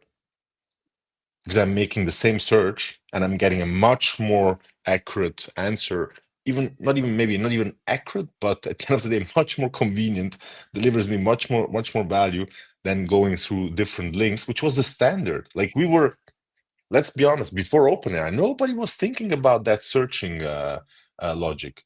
Nobody would think about I'm chatting with an interface and then I'm getting my answers. Everybody was used to I ask something to Google, I put in my search prompt, I get a bunch of links, I click through those links, and I hope that I get the best link. And honestly, that was already a huge advantage compared to a lot of other, let's say, what was there before, because you weren't able to search the web, right? Or you were able to search the web, but in a very bad way. So Google already simplified that and attracted all these customers, right? And created that kind of monopoly. But you always have new players coming in and changing completely the game. Mm-hmm. And at the end of the day, if you are a monopoly, you want to protect it. And protecting that means always thinking about what is the next innovation. So you're also kind of a driver of this innovation, and having new players, having competition, from my perspective, should just drive your incentive to push harder if you have your monopoly, because you want to protect it. But at the end of the day, it's nothing bad. Again, it can be misused. There are edge cases and there are cases of misuse, right? And I also think it depends on the industry. If you have it like with pharma as an example, I mean, there was one example of that crazy guy, what was he called, that bought a pharma company and spiked the price like 100x or something like that, of a specific medicine. That if we're talking about these kind of cases, 100% agree. 100% agree that is not right. That guy belongs in jail, and that's it, right? There is no discussion around that. But otherwise, like regulators talking about we need to break up Google. I mean, it was fun because before OpenAI, they were talking about breaking up Google because they have too much of a market force. Now nobody talks about it because it's like, okay, you guys are losing markets. Fine, we're happy. Yeah. And it didn't happen because of regulators. It just happened because of market forces, new technology coming in, new players coming in, and just wanting to change the game. So, from that perspective, I don't really see the again, depending on the use case, depending on the industry and so on. But I don't see that, again, generally a monopoly is bad, not at all. And Mm-hmm. honestly, we have a monopoly on governments. Like if you think about that, and yeah, you can vote who gets in and who not, but there is one government, and if they don't perform how they should, you don't have any fucking choice. You literally do not have any fucking choice. And like, why Barring should revolt and revolution. Yeah. You can no, but always move. why should the monopoly talk about the other monopoly that they're bad and they don't actually move? Like, does somebody has a choice of having another governmental structure or something like that? Yeah, of course, they say you can vote, we have democracy, blah blah blah. But then how much money is being spent to actually push the right opinion? That's a different story. So it's kind of I don't get the yeah. I mean, we also want to become a monopoly with what we do. And we want Of to have the course. best product, want to have the best product, want to be the largest one in the market, we want to get everybody on board, and we want to deliver the most amount of value. The thought process is not how can we be as predatory as possible and as opportunistic as possible to extract as much money as possible and deliver low value. No. Like Yeah. most entrepreneurs, most founders want to deliver the most amount of value and want to change the game and want to actually bring the world forward. And I think if you then get to a point where you actually achieve your vision and you have a monopoly, then it's something bad. I don't really see it that way. It's And again, we're in a free market. Like we're in a free market, so everybody can build whatever they want today, yeah. and they can scale it. You know, it was a known rap phrase as well that no matter how good or big you may be, you have to keep rapping as if you believe that you're the best and that nobody else comes close to you. And through that mentality of doing that, you end up doing like, you know, well. Like I just want to bring the rest of you guys down. I mean, if a company was saying like, "Oh, I want to, you know, sort of be in harmony with 20 other companies or something like that," it's not, you know, seeking a competitive advantage is kind of it's business 101 at the end of the day. Yeah, Mhm. And 100%. however you want to do that is how it should be done. Guys, we need to slowly wrap up here, but some final takes maybe on this article. Uh, for me, it just feels like it was a spicy title, and that like what happened afterwards maybe talks a little bit about loyalty. Like they address briefly the miles and stuff in the beginning, but it just ends up being what I feel like is someone that might have fallen victim to one of these contracts where they didn't read the fine print and is now venting about it. I don't know if you guys feel the same way, but yeah, what are some closing thoughts about this customer loyalty is a sham I hope article? that someone listens to the podcast until the end. Yeah. And then Uh, writes you on LinkedIn. apologies in advance, whoever that was. I'm sorry. No, but That's it. let's Listen, be. my honest impression. That's it. I Yeah. honestly, I think that is how media works. Bad news sells better than good news. So, Yeah. and that's like Fair. classic clickbait theory and all of that stuff, where you just, if you would Oh yeah. tell how good the world is doing and how much better we're doing compared to 100 years ago. Of course, there's so much shit going on in the world, like it's crazy. But I have sometimes the feeling the focus is always on what is going bad and not what is going well, and it's just easier to sell. Fear Like is one of always easier to those sell. like one of those really good, satisfying thumbnails that have arrows pointing to something. Yeah. You clicked on it, and that something doesn't appear in the video. Correct. Correct. I know which You're one you like, mean. I have that issue with some reels on Instagram. Like, oh, looks interesting. Then I click hey, on it. that's so Where is cool. it? Where is it? Listen, as soon as you put So sham in the title of your article, it's like SEO gold at the end of the day. You yeah, know, yeah. it's You're like, where Mm, like is it? Where you yeah. read through the whole article? Hey, wait, where was 100%. that? If they I would mean, write this is loyalty is gold, they would have 50% less clicks. exactly, exactly. And that's I mean, okay, that made this conversation really, really interesting, I feel like.